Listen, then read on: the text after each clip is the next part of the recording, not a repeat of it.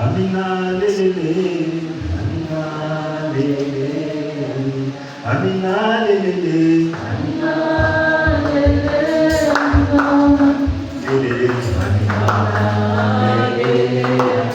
Amina lele, Amina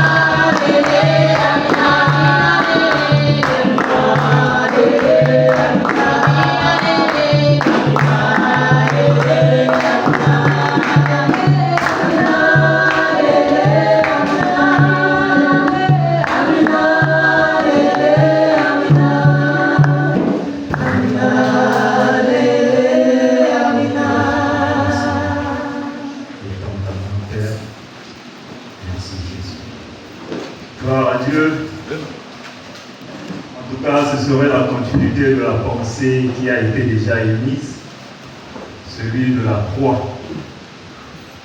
Et nous savons que l'œuvre de la croix, le Seigneur, il était au contrôle. Il ne l'a pas subi, mais c'est lui qui était derrière la scène en train de contrôler chaque acte. Et la parole de Dieu nous dit que l'agneau de Dieu fut immolé dès avant la fondation du monde. Donc la croix ne s'est pas produite après coup. Le Seigneur a été comme surpris et il a précipité un plan pour sauver l'homme. Non, avant même la création de l'homme, la croix était déjà dans la pensée de Dieu. Avant même la création de l'homme, Dieu savait déjà que l'homme allait s'éloigner de lui et il a pourvu d'un sauveur en la personne de son Fils unique, Jésus-Christ. Et j'aimerais tout simplement encore continuer dans cette même lancée. Et le thème de ce jour, c'est celui de revenir sur l'ancien sentier. L'ancien sentier, ça nous parle tout simplement de la croix. Donc, j'aimerais nous partager tout simplement le fait de revenir à la croix, à l'œuvre de la croix. Et la croix, elle est de toute éternité. Elle est passée, elle est présente et elle est également future. Nous, dans notre génération, nous aimerons tellement des choses nouvelles. Nous aimons les nouveautés. Et on nous appelle la génération Z. Je ne sais pas après nous, ce serait quelle génération. Hier, on a dit que ce serait la génération Wesh Wesh. En tout cas, on voit que le monde aime les nouveautés. Et lorsque on nous parle des choses anciennes, on a souvent tendance à mépriser les choses anciennes. On a souvent tendance à considérer que les choses anciennes ne sont pas valeureuses, que les choses anciennes n'ont pas assez de valeur. et on aime ce qui est nouveau. Alors que l'évangile qui nous est présenté, c'est un évangile éternel. Et la parole nous présente l'évangile comme étant l'ancien sentier, l'ancien chemin. Donc nos aïeux ont eu à suivre ce chemin. Et nous également, nous sommes appelés à suivre le même chemin. Et lorsque également nous nous détournons de ce chemin, parce que l'humanité dans son ensemble s'est détournée du chemin de la croix, la parole de Dieu appelle l'humanité à revenir sur l'ancien sentier. Donc on va prendre Ésaïe 58, le verset 12. Je vais écrire les passages bibliques. Ésaïe 58, le verset 12. On va donner le micro à la sœur Sandrine. Elle va nous aider.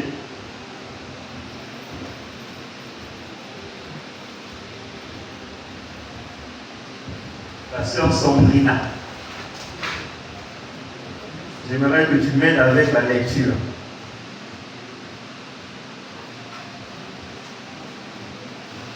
Tu vas lire Ésaïe 58, le verset 12.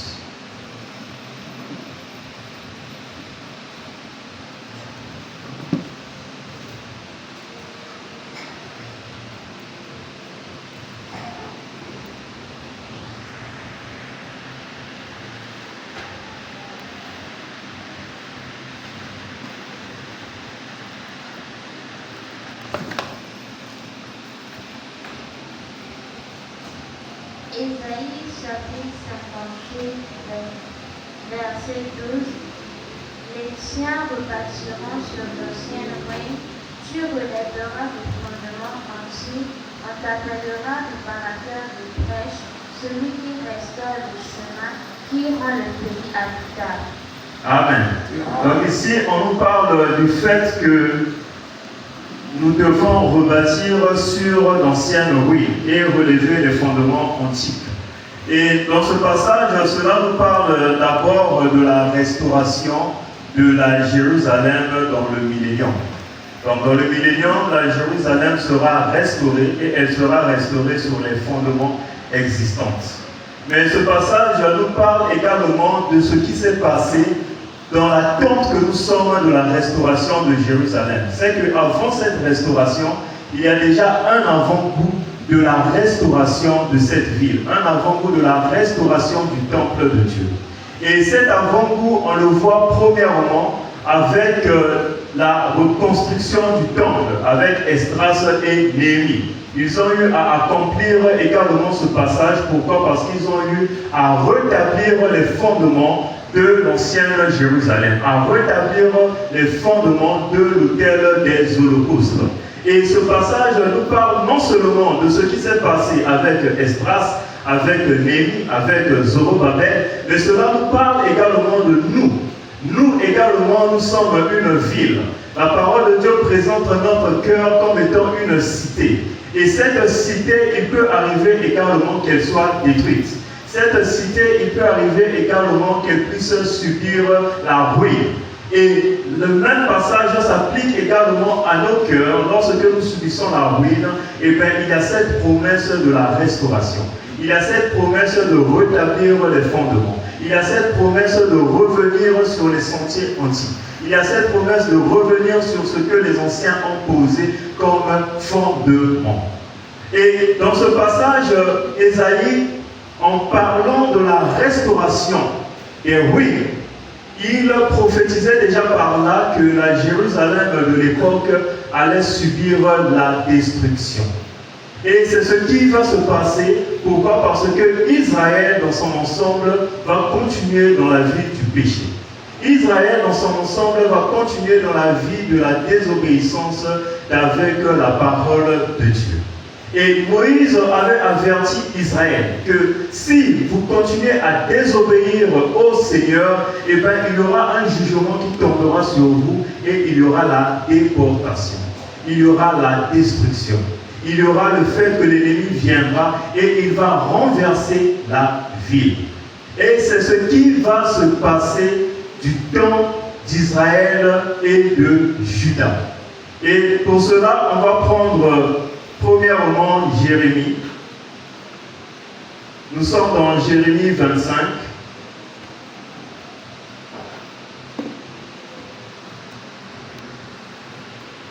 Jérémie 25, le verset 11 au verset 12. Je vais lire.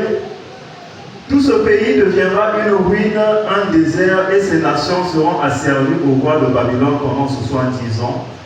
Mais lorsque ces 70 ans seront accomplis, je châtierai le roi de Babylone et cette nation, dit l'Éternel, à cause de leur iniquité. Je punirai le pays des Chaldéens et j'en ferai des ruines éternelles. Et on va prendre un autre passage. Nous sommes dans Jérémie 29, le verset 10. Jérémie 29, le verset 10, nous lisons. Et voici ce que dit l'Éternel, dès que 70 ans seront écoulés pour Babylone, je me souviendrai de vous et j'accomplirai à votre égard ma bonne parole en vous ramenant dans ce lieu. Donc ici, nous voyons que Jérémie va également prophétiser qu'il y aura le jugement du Seigneur qui va s'abattre sur Israël, le fait que Israël n'a pas voulu de la repentance, le fait que Israël n'a pas voulu revenir à l'ancien sentier, le fait que Israël n'a pas voulu revenir à ce que les pères avaient établi, notamment la parole de Dieu. Et dans ce passage, Jérémie va dire qu'après 70 ans, le peuple allait revenir. Donc on voit qu'il y a le jugement, mais avant même que la page du jugement puisse se tourner, le Seigneur annonce déjà une espérance. Le Seigneur annonce déjà qu'il y a un espoir que tu puisses revenir dans le pays, que tu puisses revenir dans l'intimité avec le Seigneur. Parce que dans l'ancien temps, le Seigneur, on le trouvait à Jérusalem, dans le temple. Donc le fait de détruire Jérusalem, le fait de détruire le temple, ça symbolisait que la gloire, la cabode de Dieu était également partie de ce lieu. Et le lieu devenait formel, il n'y avait plus la vie de Dieu. Et donc dans ce passage, nous voyons qu'à cause de la désobéissance, à cause du péché, eh ben, le jugement de Dieu va tomber. Et la déportation va se faire. Et la déportation va se faire avec le personnage qu'on appelle Nebuchadnezzar. Nebuchadnezzar. Et la déportation va se faire en 3 phases. Premièrement, ça sera en l'an 597 avant Jésus-Christ. La deuxième déportation va se faire en 586 avant Jésus-Christ. Et la troisième déportation va se faire avec Jérémie en 582 avant Jésus-Christ. Et comme référence, ici vous pouvez lire dans 2 Rois, le chapitre 24 au chapitre 25. Et ici, dans Jérémie 52, les derniers chapitres, les derniers versets. Donc ici, nous voyons qu'à cause de la désobéissance, le roi va susciter Nebuchadnezzar. Et Nebuchadnezzar va venir pour appliquer le jugement du Seigneur. Il va d'abord venir en l'an 597 et il va emmener plusieurs captifs. Et dans ce lot, il y avait Daniel et ses compagnons et il y avait aussi Joachim. Et après cette première phase de déportation, le peuple va continuer encore à pécher. Le peuple va continuer encore à désobéir, à continuer encore dans la rébellion.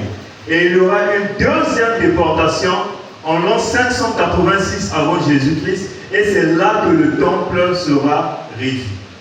Et lorsque le temple sera détruit, Jérusalem également sera détruit, on va brûler cela, et après, en 582, ce serait la toute dernière déportation à cause des Ismaélites qui vont saccager Jérusalem, qui vont s'opposer à l'autorité de Nebuchadnezzar.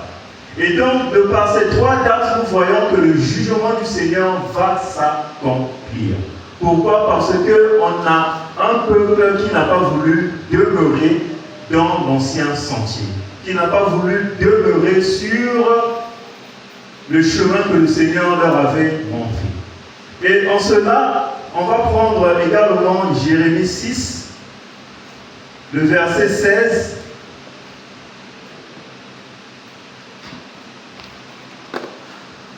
Jérémie 6, le verset 16. Il nous a dit, « Ainsi parle l'Éternel, placez-vous sur les chemins, regardez et demandez quels sont les anciens sentiers, quelle est la bonne voie, marchez-y, et vous trouverez le repos de vos âmes. » Mais ils répondent, « Nous n'y marcherons pas. » Donc ici, on voit que Jérémie va appeler le peuple à revenir sur les anciens sentiers, à marcher sur la voie de l'obéissance du Seigneur. Mais la réponse du peuple, c'est que nous n'en voulons pas. Ils n'ont pas voulu le repos de leur âme et comme conséquence, il va y avoir le jugement du Seigneur.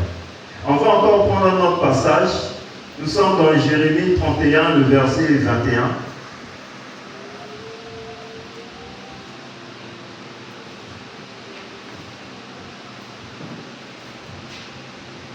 Jérémie 31, le verset 21. Nous lisons, « Dresse des signes, place des poteaux, prends garde à la route, au chemin que tu as suivi. Reviens, Vierge d'Israël, reviens dans ces villes qui sont à toi. » Donc ici, on voit le Seigneur qui, au travers de Jérémie, va appeler au peuple de revenir sur le chemin en regardant les signes, en regardant les poteaux, en regardant les références que le Seigneur a mis pour que nous puissions marcher sur cette voie. Et cela nous parle également de notre vie chrétienne. Notre vie chrétienne, il y a des signes, il y a des poteaux qui sont les commandements du Seigneur. Et si nous voulons demeurer dans le chemin de la vie chrétienne, dans le chemin de la vie éternelle, dans l'ancien sentier, dans le chemin de la croix, nous devons suivre ces signes, suivre ces poteaux indicateurs.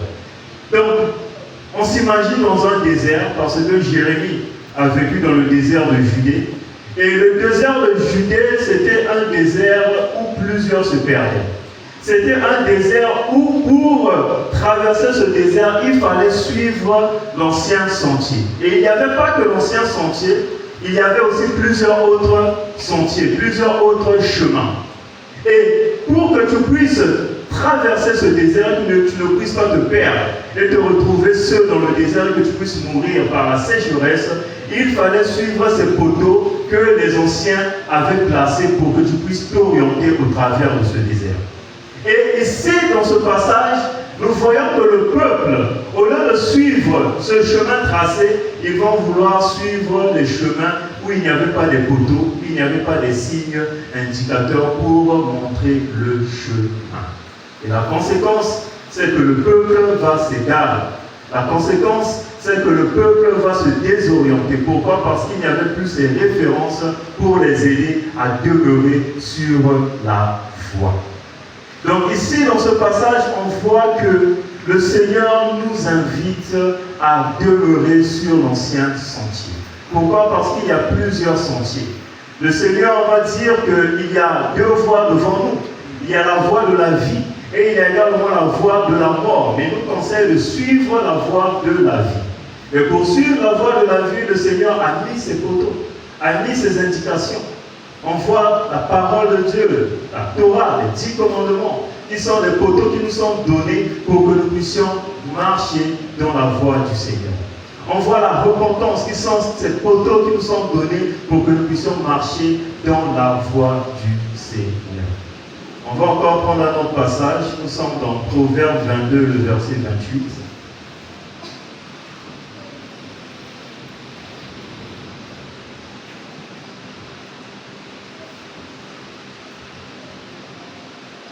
Proverbe 22, le verset 28. Nous lisons, « Ne déplace pas la borne ancienne que tes pères ont posée. » Je relis, « Ne déplace pas la borne ancienne que tes pères ont posée. » Donc ici, on voit encore le même principe qui nous est dit. C'est qu'on a nos pères qui ont posé des bornes et la Bible nous demande de ne pas dépasser, de ne pas déplacer cela, de ne pas aller au-delà. Et les pères pour nous, c'est quoi? La Bible nous dit que nous sommes bâtis sur le fondement des apôtres et des prophètes. C'est eux nos pères, les pères de l'Église. Ce n'est pas ces serviteurs de Dieu du 2e siècle qui sont les pères de l'Église. Les Thomas d'Aquin et tout consort, les Polycarpe. Non, ce n'est pas eux les pères de l'Église. Mais bibliquement parlant, les pères de l'Église, ce sont les apôtres et les prophètes. Ils nous ont légué un message. Ils nous ont légué une orientation. Ils nous ont légué la voie à suivre. Et si nous voulons arriver, nous devons suivre leur voie. Nous devons suivre ce qu'ils ont bâti comme fondement, comme fondation. Et nous allons y arriver. Et ici, la parole de Dieu nous dit que ces pères ont posé des bornes. Mais nous ne devons pas aller au-delà. Nous ne devons pas dépasser ces bornes. L'évangile nous est donné. Mais l'évangile est christocentrique. Et nous ne devons pas déplacer l'évangile, orienter l'évangile de la gloire de Dieu à la gloire de l'homme. Là, on déplace les bornes que nos pères dans la foi ont posées. De ne pas déplacer ces bornes. On va encore prendre un autre passage. Nous sommes dans Osée 5, le verset 10.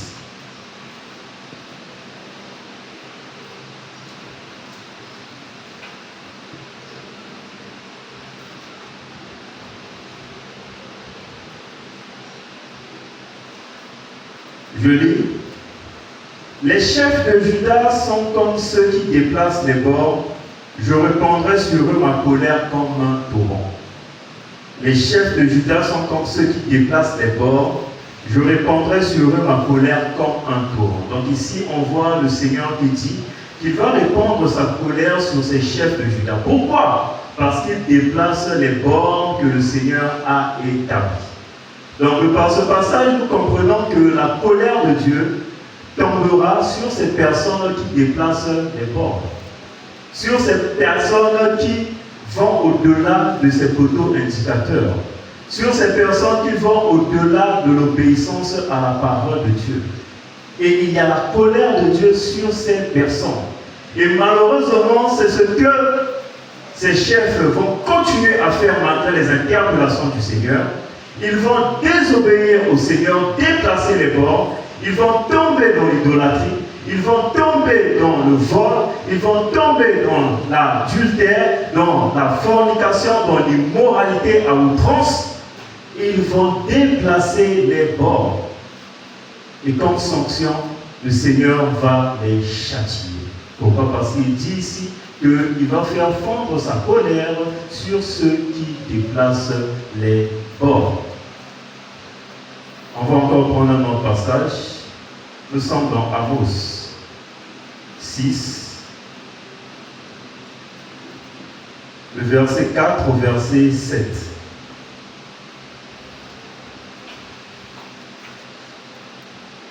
Amos 6, le verset 4 au verset 7.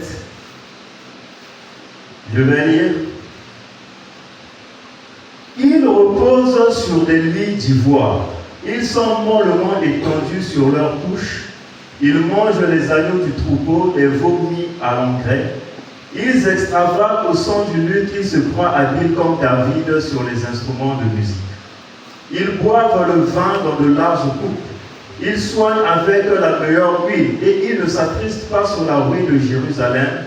C'est pourquoi ils seront emmenés à la tête des captifs et les cris de joie de ces voluptueux cesseront. Donc ici on voit un peuple qui vit dans l'insouciance. Un peuple qui, dans le langage moderne, on dira qu'ils sont dans l'évangile de la prospérité. Un peuple qui réduit l'évangile, la parole de Dieu, l'œuvre de la croix au matériel. Et ici, c'est ce qui les caractérise. Donc ce qui les caractérise, c'est le fait d'être dans les festivités. Ce qui les caractérise, c'est le fait de se complaire à eux-mêmes. Ils ne regardent que leurs propres intérêts. Ils ne considèrent pas les intérêts du Seigneur. Ils ne considèrent pas que le péché abonde. Ils ne considèrent pas que le mal est en train de prendre de l'ampleur. Mais ils préfèrent regarder qu'à eux-mêmes.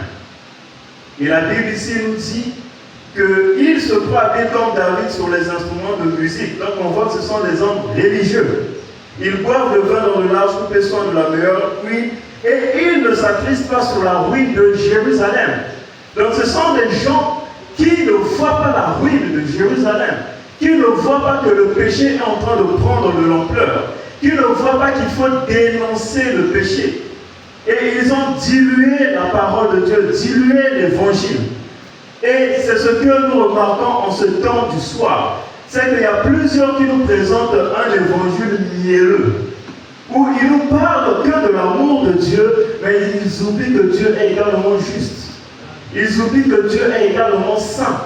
Nous, en tant qu'hommes, lorsque nous regardons le Seigneur nous présente un aspect de sa personne. Mais ce n'est pas parce que le Seigneur nous a présenté son aspect amour qu'à l'instant qu'il nous a présenté cela, il a cessé d'être saint. De tout temps, il est amour, il est saint et tout à la fois. Mais nous, les hommes, nous percevons qu'un seul aspect lorsqu'il se révèle à nous. Donc, lorsque le Seigneur insiste sur l'amour, ça ne veut pas dire que le Seigneur n'est plus juste. Ça ne veut pas dire que le Seigneur n'est plus saint. Ça ne veut pas dire que le Seigneur ne prend pas plaisir au mal, ne prend pas plaisir au péché. Et même dans nos télévisions, il y a certaines chaînes chrétiennes que je vais peut-être citer les noms.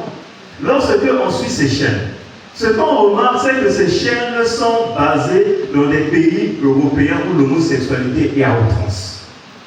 En Canada, en France. Bizarrement, ces chaînes-là ne dénoncent pas l'homosexualité. Bizarrement, ces chaînes-là sont là matin, midi, soir à nous parler de l'amour de Dieu. L'amour de Dieu. L'amour de Dieu. Mais oui, mais l'amour de Dieu n'est pas venu pour annuler la justice de Dieu. L'amour de Dieu n'est pas venu pour annuler la sainteté de Dieu. La parole de Dieu, il nous fait grâce par sa justice. Et ça veut dire quoi la justice de Dieu? Ça veut dire que le Seigneur t'aime parce qu'il y a un qui a pris la place pour toi. Donc son amour est basé sur le sacrifice de son Fils. La Bible dit que Dieu a tant aimé le monde qu'il a donné son Fils. Et le mot donné, on peut aussi le traduire, il a sacrifié son Fils.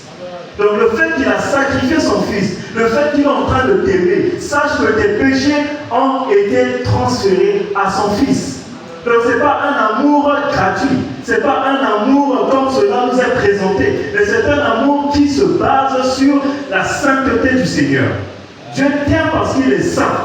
Et il s'approche de toi parce qu'il y a une personne qui te couvre par son sang précieux. Et c'est ce sang qui nous permet de nous présenter librement devant son trône. La sainteté de Dieu, l'amour de Dieu, la justice de Dieu. Donc faisons attention aux prédications que nous écoutons ça et là.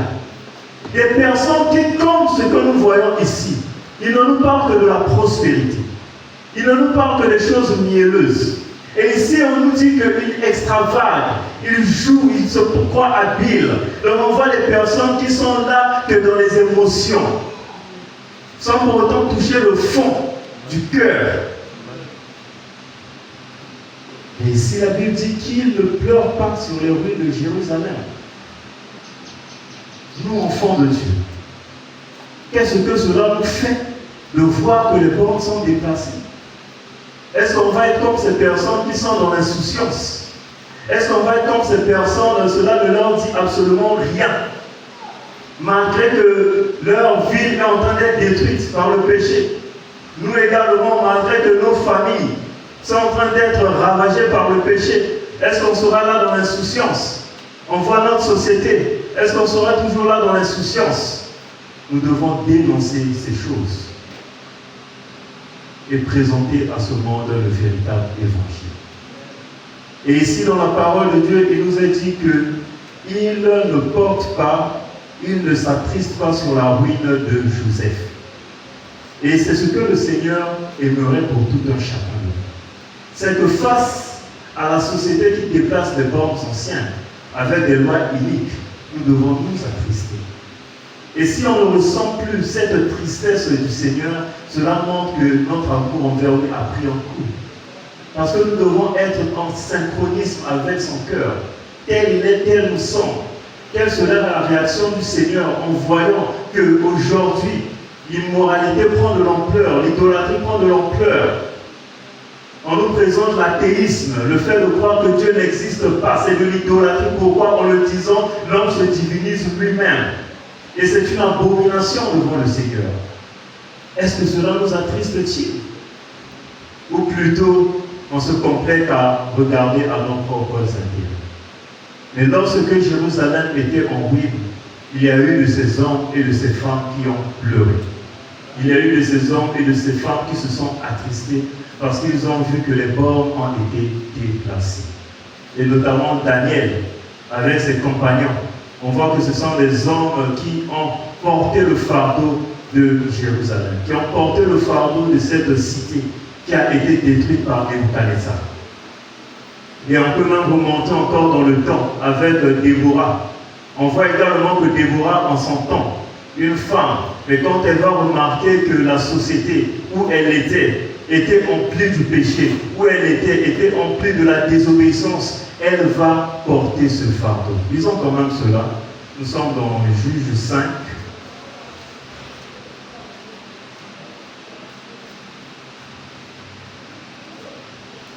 Juge 5, le verset 6 au verset 7.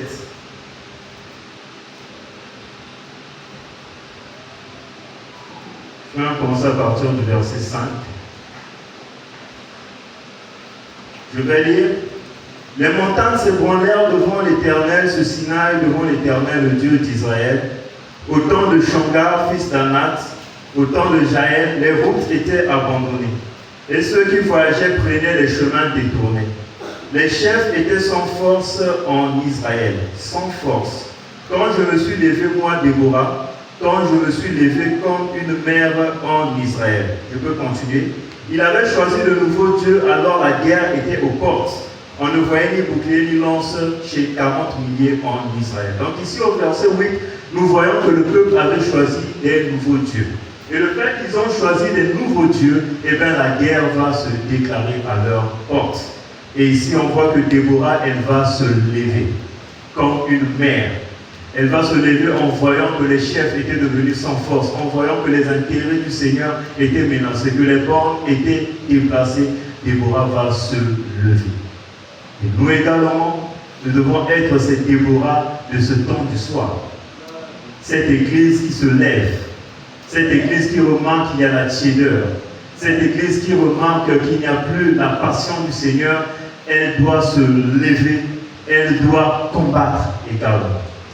Et en continuant, nous voyons que non seulement Daniel et ses compagnons vont porter ce fardeau, mais il y a également d'autres qui vont se lever pour porter le fardeau.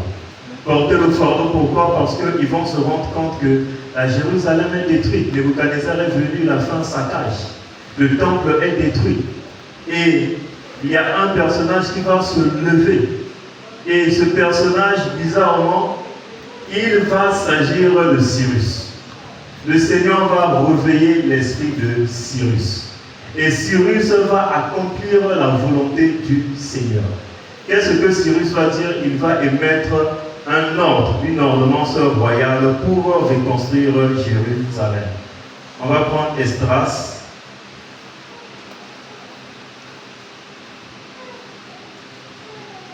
Les 3 premiers versets, Esdras.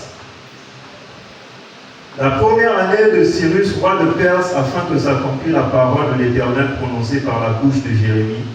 L'Éternel réveilla l'esprit de Cyrus, roi de Perse, et fit faire de vive voix et par écrit cette publication dans tout son royaume.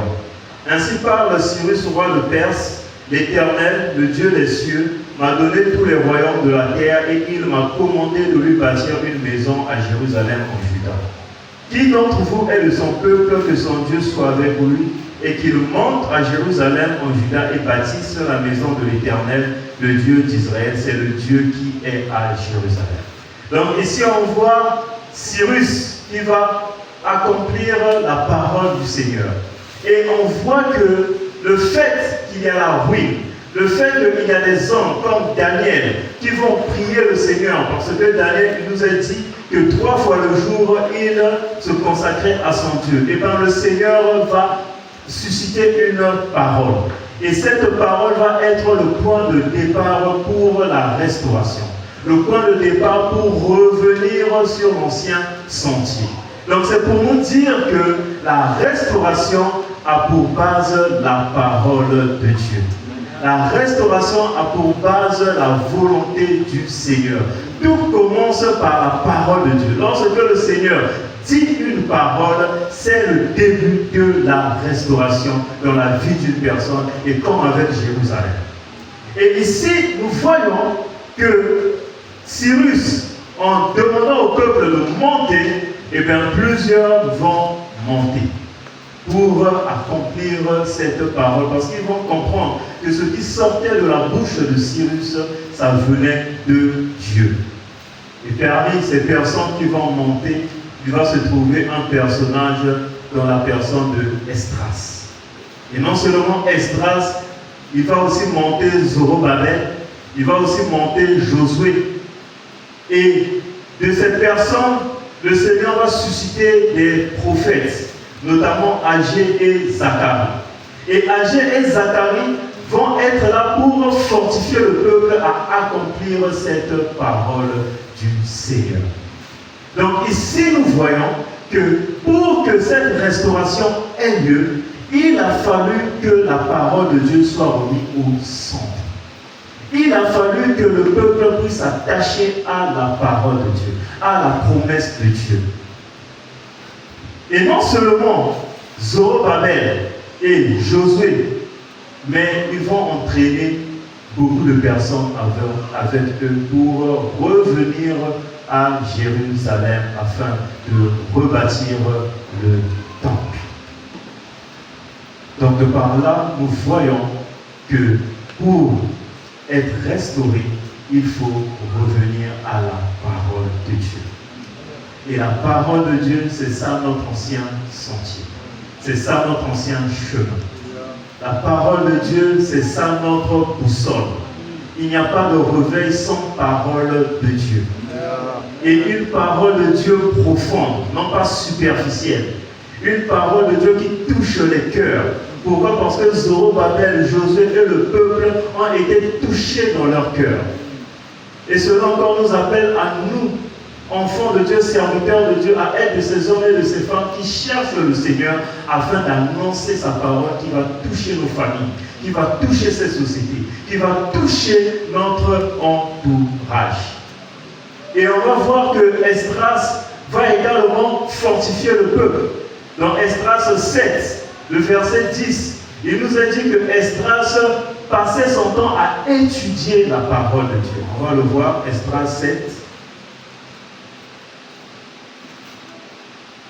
Le verset 10, car Esdras avait appliqué son cœur à étudier et à mettre en pratique la loi de l'Éternel et à enseigner au peuple d'Israël les lois et les ordonnances. Donc ici on voit que la base du réveil, la base du fait de revenir au Seigneur, c'est celui de regarder à la parole de Dieu et celui de la mettre en pratique. Pas de réveil sans mise en pratique de la parole de Dieu. Pas de réveil sans pour autant méditer la parole de Dieu. Sans pour autant être profond avec la parole de Dieu. Et on va voir dans Esdras, le verset 3, que après avoir eu à écouter cette parole, ils vont mettre en pratique le fait de restaurer le temple de Dieu. Ils vont commencer par l'autel des holocaustes. Je vais prendre quelques versets. À partir du premier verset, le 7e mois arrivé, les enfants d'Israël étaient dans leur ville, alors le peuple s'assembla comme un seul homme à Jérusalem.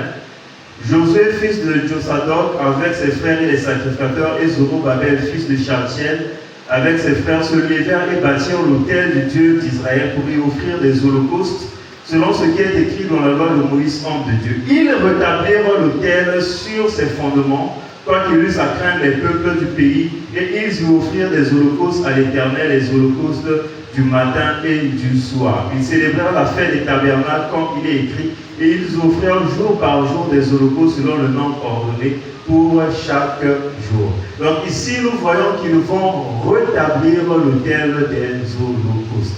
Et ils vont rétablir sur ses fondements. Donc ils ne vont pas aller ailleurs. Et l'autel des holocaustes nous parle de quoi? Cela nous parle de la consécration. Donc, il y a la parole de Dieu, nous nous appuyons sur la parole, nous méditons sur la parole, mais nous devons également nous consacrer, nous devons également nous donner entièrement à la parole. On va prendre Romains 12, le premier verset, pour voir l'application.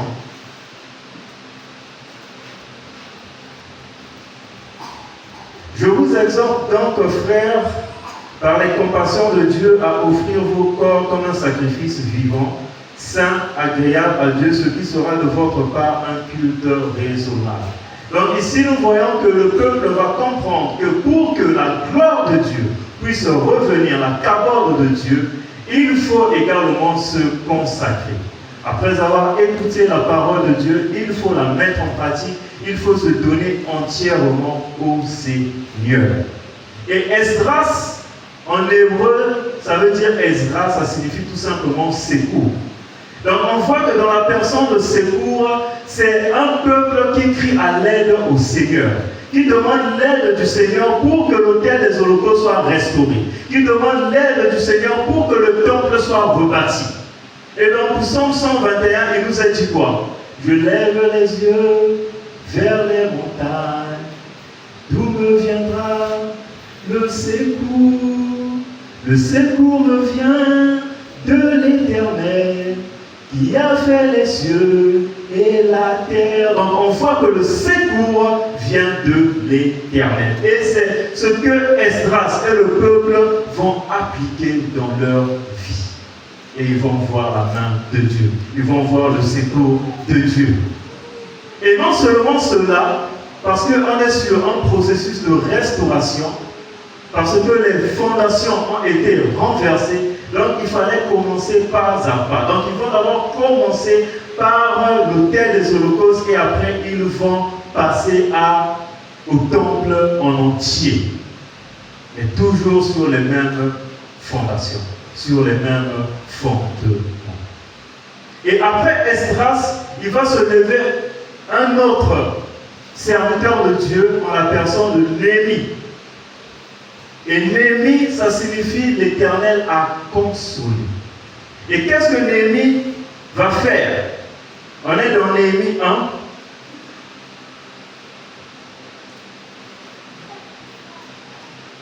Parole de Néhémie, fils de Hakala, fils de Hakala au mois de Kislev, la 20e année, comme j'étais à Suse dans la capitale, Anani, l'un de mes frères et quelques-uns, arrivèrent de Juda. Je les questionnais au sujet des Juifs réchappés qui étaient restés de la captivité et au sujet de Jérusalem.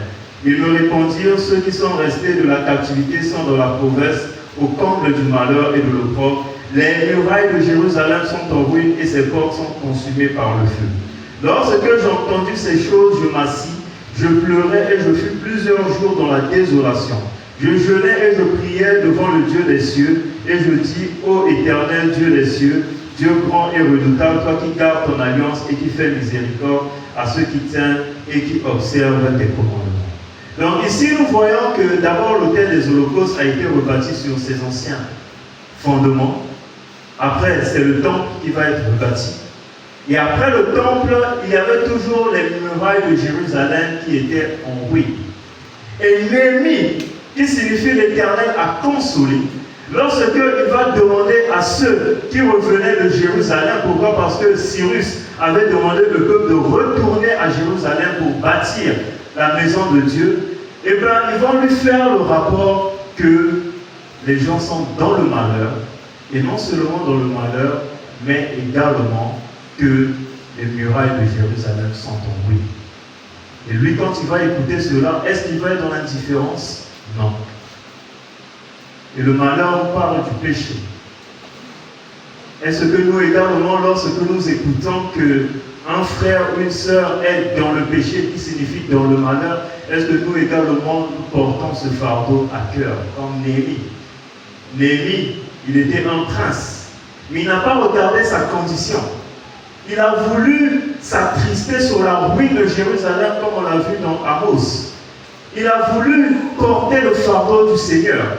Et en voulant porter le fardeau du Seigneur, lorsqu'il va se rendre compte que le peuple est dans le malheur, c'est-à-dire dans le péché, Il va se rendre compte que les murailles sont détruites. Ça veut dire que la ville n'avait plus de protection. Parce que les murailles symbolisent la protection.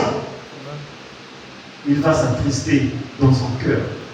Et cette tristesse va lui conduire vers le Seigneur, à chercher la face du Seigneur. Et ici, il nous a dit, lorsque j'entendis ces choses, je m'assis, je pleurais et je fus plusieurs jours dans la désolation. Je jeûnais et je priais. Soyons honnêtes, combien de fois nous pleurons encore pour nos bien-aimés? On peut remarquer qu'on devient de plus en plus dur. On est plus sensible comme on était avant, où on passait du temps à pleurer devant le Seigneur pour notre père, pour notre mère, pour notre frère, pour notre soeur qui n'est pas encore sauvé. Pourquoi? Parce qu'il est dans le malheur, dans le péché. Pourquoi? Parce qu'il est dans la ruine. La société actuelle, est-ce que dans notre intimité, nous portons le fardeau également pour notre pays? Ça ne va pas. On voit combien le péché est en train de gagner le terrain. On voit combien l'ennemi est en train d'oppresser les familles. On voit même plusieurs enfants de Dieu être oppressés par le diable. On voit plusieurs qui sont dans la souffrance. Mais non pas parce que ça vient du Seigneur, mais ça vient de l'ennemi. Est-ce que nous pleurons par rapport à cela? Est-ce que nous portons le fardeau? Est-ce que nous jeûnons par rapport à cela? Est-ce que nous prions? Ou encore nous avons l'attitude de ce peuple d'Israël, comme on a eu à le voir. Ils aiment soigner, ils aiment les bonnes choses, ils aiment les festivités, que la joie et tout. C'est vrai que dans le Seigneur, il y a la joie, mais le Seigneur nous fait aussi cette grâce de porter son fardeau. La Bible dit, il vous a été fait la grâce non seulement de croire au Seigneur, mais aussi de souffrir pour lui. Donc c'est une grâce de souffrir aussi pour le Seigneur, de souffrir dans la prière, parce que c'est un sacrifice, de souffrir dans le jeûne. Il y a certaines personnes, elles ont un appel spécifique dans la prière. Ce qu'on remarque, c'est que lorsque les jeunes sœurs arrivent dans l'assemblée, très souvent, toutes elles veulent maintenant aller au chant. Mais c'est rare qu'on puisse voir les jeunes sœurs, dès qu'elles viennent dans l'assemblée, et savent déjà que moi, j'ai un appel spécial dans l'intimité, dans la prière. Il y a des fardeaux spéciaux que le Seigneur communique. Et j'aimerais encore en ce matin que nous puissions nous réexaminer. Quel est le fardeau que le Seigneur m'a donné d'une manière particulière? Et je sais que parmi nous, il y a de ces sœurs et aussi des frères qui sont appelés spécifiquement à la prière et au jeûne. C'est un service louable. C'est un service où il y a une grande récompense qui t'est réservée. Pourquoi? Parce que tu partages le cœur du Seigneur. On ne peut pas tous porter le fardeau du Seigneur de la même manière. Et ici, on voit que Néhémie avait ce fardeau particulier. Et il a cherché la face du Seigneur. Et lorsqu'il a cherché la face du Seigneur, la parole de Dieu le dit qu'il va recevoir l'exaucement. Et même son nom va être accompli. Parce que Néhémie signifie l'Éternel a consolé. Parce qu'il a pleuré. Combien d'entre nous pleurons devant le Seigneur? Tu vois ton frère dans le péché, mais est-ce que tu pleures? Moi, je reconnais, je ne pleure plus assez. Et que le Seigneur me pardonne. Je me souviens encore lorsqu'on s'était donné au Seigneur, on passait notre temps à pleurer, pleurer, pleurer. Pour que le Seigneur puisse convertir nos familles. Et plus on grandit, je me rends compte que ce fardeau n'est plus comme avant. Je suis devenu dur. Et je pense que je ne suis pas le seul. Je n'ai pas honte de dévoiler mes faiblesses. Plusieurs d'entre nous, on est devenus durs dans notre cœur. On n'a plus ce cœur doux. On n'a plus ce cœur de chair. C'est comme si on nous dit que si tu pleures, il y a Yuma.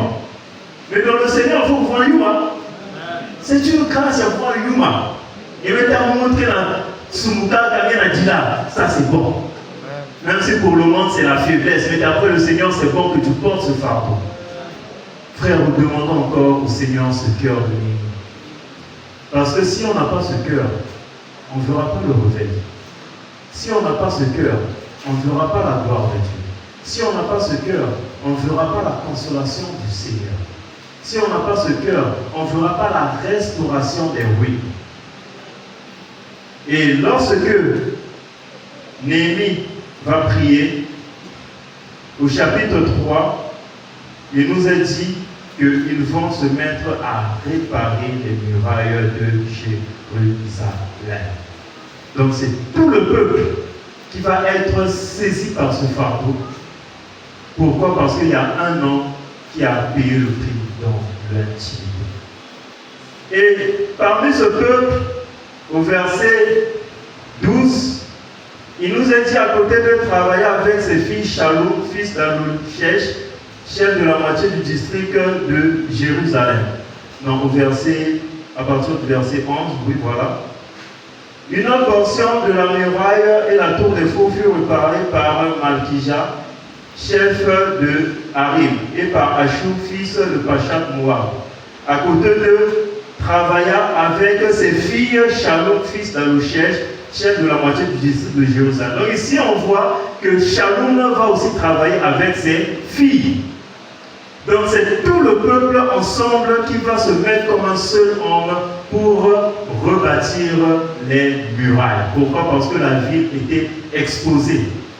Et cette ville nous parle de notre cœur. Le fois ton cœur actuellement n'a plus de murailles. Pourquoi? Parce qu'il y a une brèche. Et la brèche a été causée par le péché, a été causée par l'éloignement du Seigneur. La brèche a été causée par la désobéissance. Donc il faut reconstruire cette muraille. Il faut reconstruire cette protection. Et pour cela, il faut se mettre à travailler. Et ici, dans ce travail, on voit que tout le monde travaille.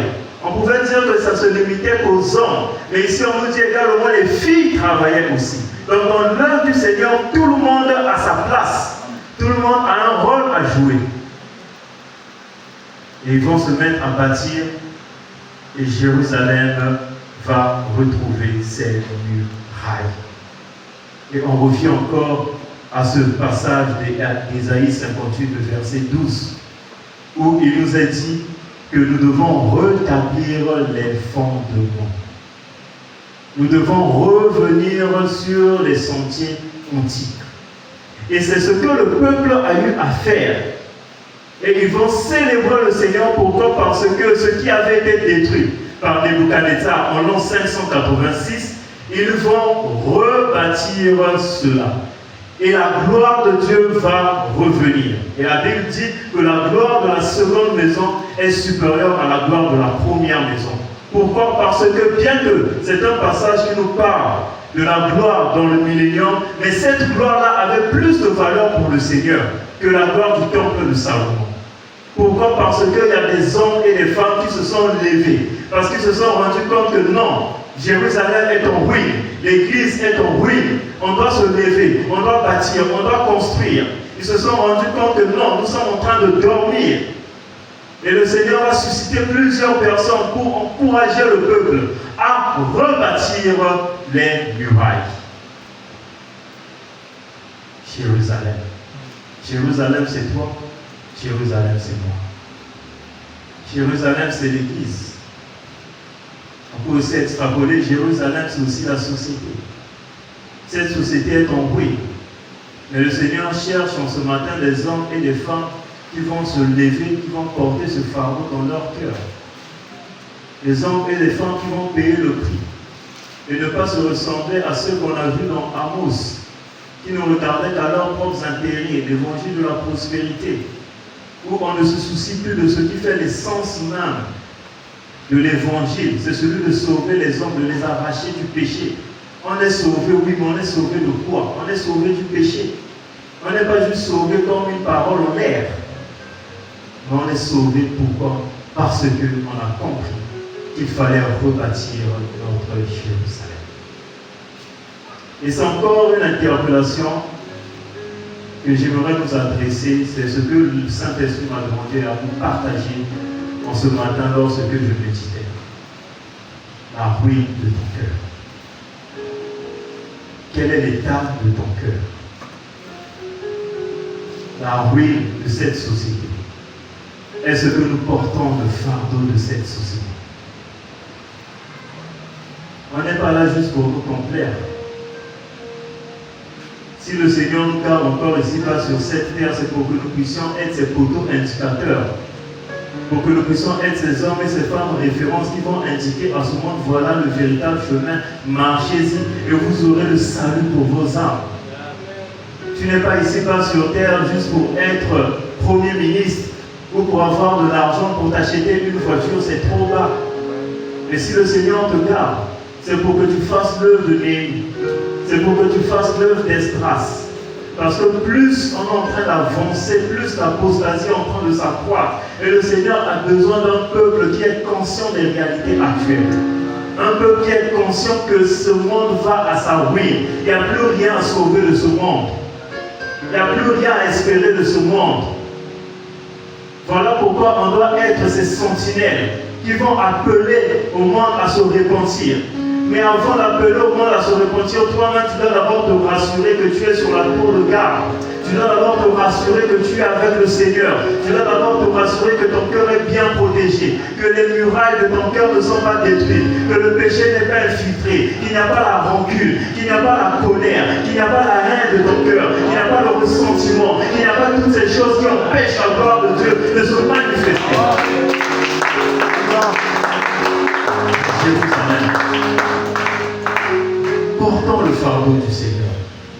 Payons le prix pour notre intimité. Mais en ce matin, j'aimerais nous dire que le Seigneur est disposé à communiquer ce fardeau, cet esprit, à ceux et celles qui veulent ouvrir leur cœur au Seigneur. Le Seigneur veut communiquer une onction particulière pour que tout un chacun qui vont être réceptifs puisse porter ce fardeau, puisse souffrir pour le Seigneur. On va prier.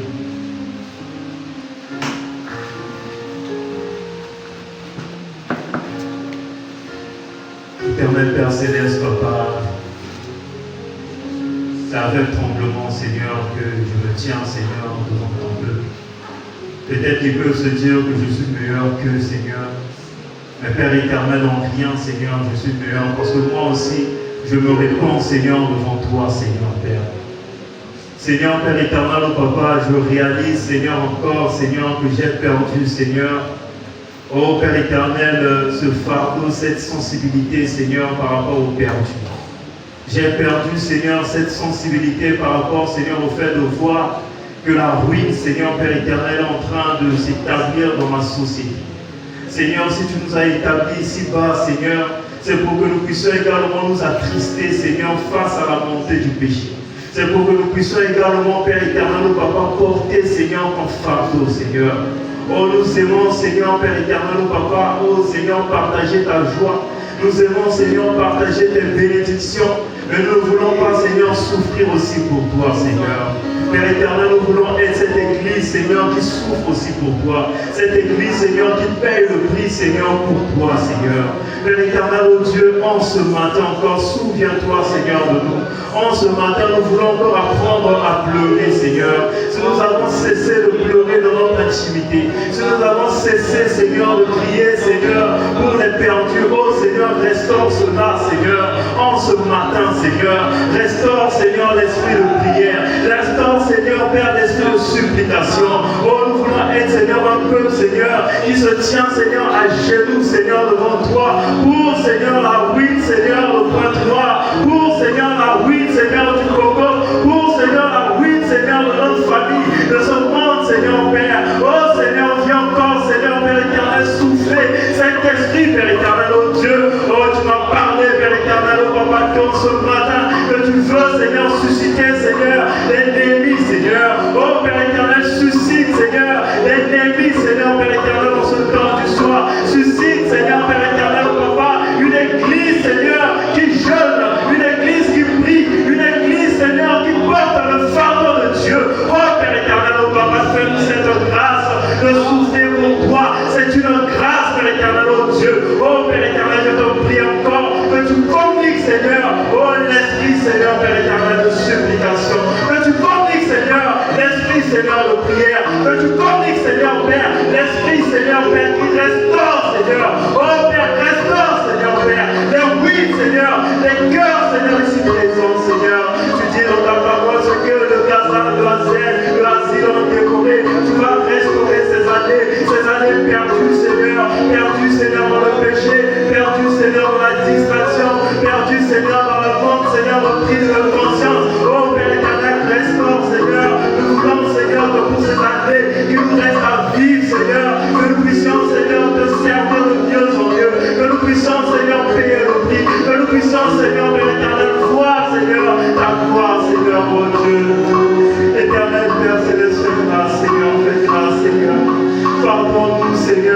Dieu. Pardonne notre insouciance, Seigneur. Papa, étends ta main, Seigneur. Étends ta main.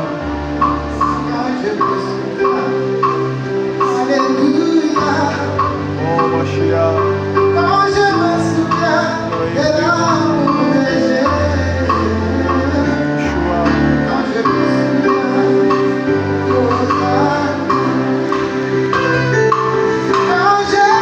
souviens de l'amour que j'ai, quand je me souviens, alléluia. Oh, quand je me souviens de l'amour que j'ai.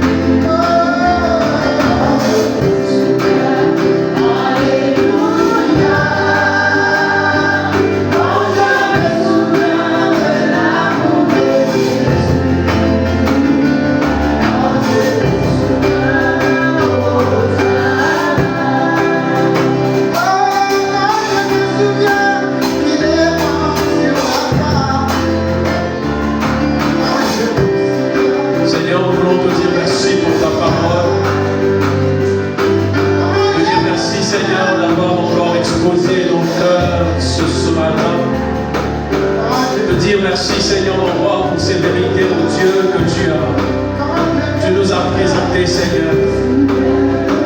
Nous voulons, oh Dieu de gloire, exposer encore mon cœur véritablement, Seigneur, à ta parole. Seigneur, il y a une perte énorme, Seigneur mon roi, au-dedans de nous. Une perte, Seigneur notre roi, parce que nous ne veillons plus. La sensibilité au Dieu a fui notre intérieur. Mais ce matin, nous voulons encore revenir à tes pieds afin que tu puisses rebâtir ce qui a été renversé. Seigneur mon roi, que ça soit dans nos cœurs, que ça soit dans notre manière de faire et que notre roi, nous nous présentons à toi, oh Dieu, ce matin au travers de ta parole, afin de pouvoir désirer encore, Seigneur mon roi, nous ramener, au Dieu des cieux, ce qui est essentiel, Père de gloire. Il y avait notre roi, notre Père, tu connais les cœurs, les vies, les uns et les autres, oh Dieu des cieux, ce matin en ces lieux. Père, nous te prions, Père de gloire, pour que tu poses ta main. Seigneur, là où, oh Dieu de gloire, la vigilance est partie, là où la sensibilité a fui, Seigneur, là où le dégoût du péché, oh Dieu de gloire, Seigneur, n'y est plus, Seigneur, notre roi. Ce matin, nous prions pour que tu restaures, oh Dieu.